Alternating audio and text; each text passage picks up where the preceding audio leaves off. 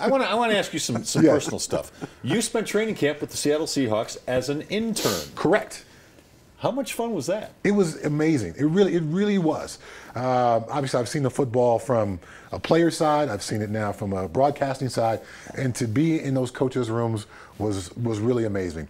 Pete Carroll has a fantastic program up there in Seattle. The Pete Carroll that you see in press conferences, that very positive thing, that's really and truly who he is. That's how he's authentic. That is how the program is run. He's perhaps the most authentic coach I've ever been around. Even in just personnel meetings with just the defensive staff, he still wants you to talk positively about the players. Give me your criticisms because we have to cut some guys, but still find a way to say nice things about them. So it was a very fascinating, look inside that organization.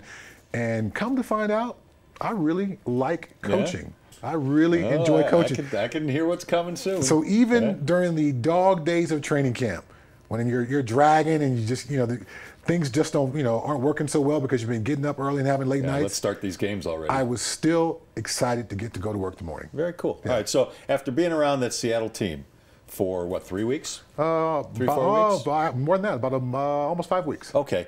So after being around them and knowing what's going on with Cam Chancellor and this holdout and seeing what this vaunted Seattle defense wasn't able to do yesterday, stop the St. Louis Rams, what they gave up, 37 points? 30, yeah. Should they end this thing with Cam Chancellor? Should they give him what he wants and bring him back? I understand. Is he that important to that I understand team? the management side of it. Yeah. He's got 3 years left on his deal. You can't just come back to the table with 3 years left on your deal.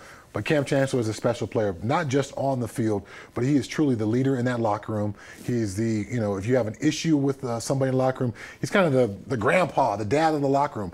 He, negotiates beefs between teammates. He takes stuff upstairs to the coaches. He is the leader of that team from an energy, emotional, maturity, leadership standpoint.